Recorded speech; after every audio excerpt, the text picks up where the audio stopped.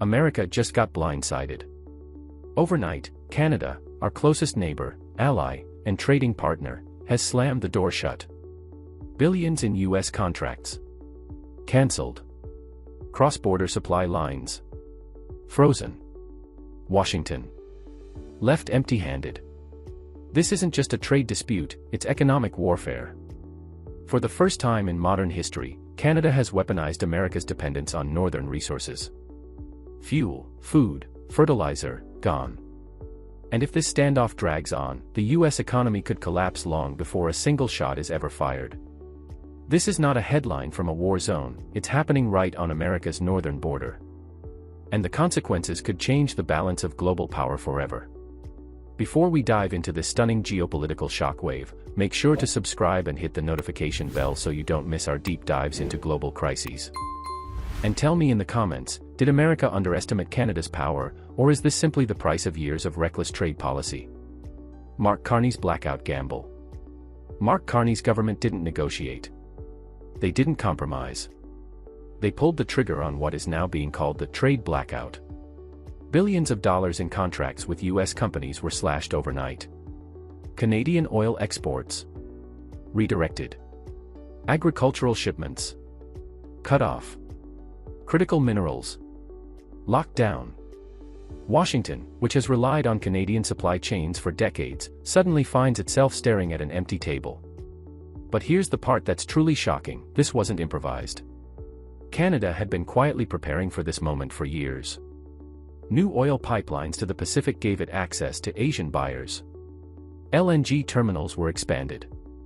Trade deals with the European Union, India, and the BRICS bloc were signed quietly, almost unnoticed in American media. Carney's gamble is simple: prove that Canada doesn't need America, but that America can't survive without Canada.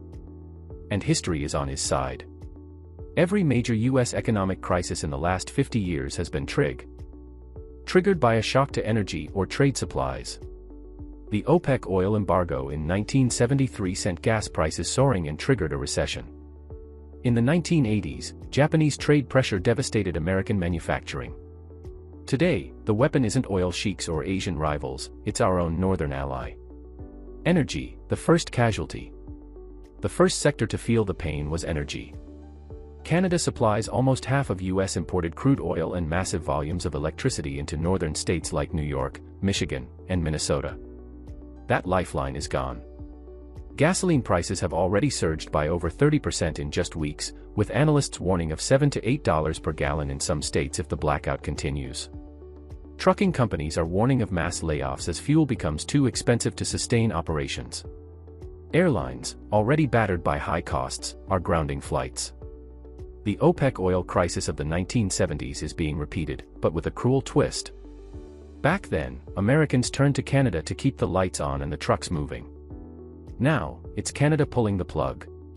And while American consumers are panicking at the pump, Canada is cashing in. Tankers once headed for US Gulf refineries are now sailing east to Rotterdam and Hamburg. Asian refiners are offering top dollar for long-term contracts. The message is clear: Canada has options. America doesn't. Food and fertilizer blockade. If energy was the first domino, food is the second, and the fallout is even more dangerous. Canada is the world's largest producer of potash, the mineral fertilizer that underpins modern farming. Without it, crop yields collapse. The US imports nearly 90% of its potash, most of it from Canadian mines. With shipments blocked, American farmers are being forced to slash planting. The Department of Agriculture is already warning of a 20 to 30% drop in yields for corn and soybeans. Wheat prices have doubled on futures markets. Meat and dairy costs are spiking as feed supplies dwindle. Families across the US are already feeling the squeeze. Bread, milk, and eggs, the basic staples, are climbing in price week after week. Grocery stores in rural states report empty shelves. Food banks are overwhelmed. For millions of Americans, especially in low-income households, this isn't just inconvenient, it's life-threatening. Hunger riots, once thought unthinkable in the world's richest nation, are now being whispered about in Washington security briefings. School districts are warning that free lunch programs may collapse without stable supply. And Canada knows this. By cutting off fertilizer, Ottawa has hit America where it hurts most, not the stock market, but the dinner table. Supply chains in freefall. Beyond fuel and food, the blackout is gutting U.S. manufacturing. For decades, America's factories have been tightly bound with Canadian suppliers. The two economies were called the world's most integrated supply chain. Now, that chain has been snapped. Detroit auto plants are halting assembly lines as critical parts vanish. Aerospace giants like Boeing are scrambling to find replacements for Canadian-supplied components. Tech manufacturers in Silicon Valley are warning that within months, semiconductor production will stall without the flow of rare earth minerals and specialized inputs sourced from Canada. It's a domino effect. When one factory closes, suppliers lose contracts, local tax bases collapse, and thousands of small businesses dependent on those workers shut down. This is the hollowing out of America's industrial heartland, accelerated at lightning speed. Towns in Michigan, Ohio, and Pennsylvania are bracing for another wave of bankruptcies, foreclosures, and depopulation. The irony. For decades, U.S. politicians claimed that onshoring and reshoring manufacturing would protect the country from global shocks. But they forgot that the U.S. is just as dependent on Canada as it ever was on China. Without immediate intervention, entire industries, automotive, aerospace, electronics, could grind to a standstill, leaving America weaker and more dependent than ever before. Global shockwaves. The world isn't just watching, it's adjusting. In Europe, Canadian oil and gas are being embraced as replacements for Russian energy.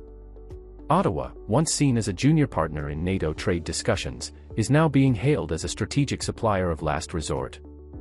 European leaders are praising Canada as the new energy lifeline, while American diplomats scramble to salvage influence. In Asia, China is circling.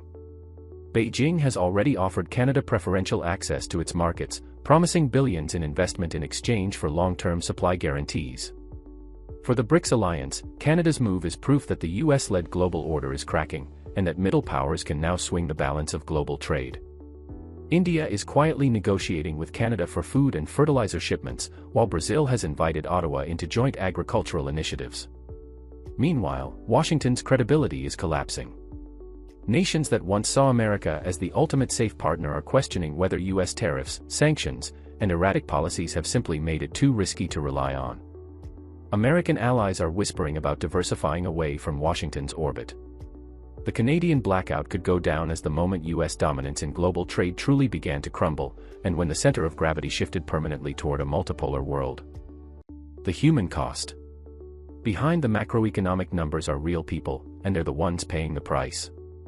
A factory worker in Ohio suddenly finds himself unemployed after his plant shuts down. A farmer in Iowa can't afford fertilizer, watching helplessly as his fields wither. A mother in Texas struggles as her grocery bill doubles, forcing her to choose between food and rent. Mental health crises are spiking. Protests are erupting in major cities as anger over shortages boils into the streets. Truckers, farmers, and factory workers are blocking highways demanding government intervention. Families are lining up outside food banks that can no longer keep up with demand. Small towns are reporting an exodus as people flee in search of work and affordable living. Hospitals are overwhelmed, not only with patients suffering malnutrition and stress-related illnesses, but also with the victims of rising crime as desperation drives theft and violence. Teachers are warning of children coming to school hungry, unable to focus. The human toll is staggering, and it's only just beginning. A war without guns. Canada's trade blackout is more than a diplomatic dispute, it's a declaration of economic war. It proves that in the 21st century, wars aren't always fought with bombs and bullets. Sometimes, they're fought with contracts, supply chains, and markets. And right now, America is losing that war. The question is, how long can Washington endure this blackout before the pressure becomes unbearable? And when America finally responds, will it be through negotiation or escalation? Because make no mistake, if this crisis spins further out of control, the world could be staring not just at an economic collapse, but at the opening salvo of a much darker conflict. This blackout isn't just about trade, it's about power, survival, and the fragile web that keeps nations connected. Canada has shown that even allies can turn rivals when the stakes are high. And for America, the fallout is only beginning. The real question now isn't whether this crisis will reshape the US economy, it's how far it will go before something finally breaks. History may look back at this moment as the spark that ignited a whole new era of economic warfare, one where the battlefield isn't overseas, but right at the border. If you found this breakdown eye-opening, don't forget to hit that like button, subscribe, and ring the notification bell so you never miss our deep dives into global crises shaping our future. Do you think America can outlast this blackout, or has Canada already won the first battle in this economic war?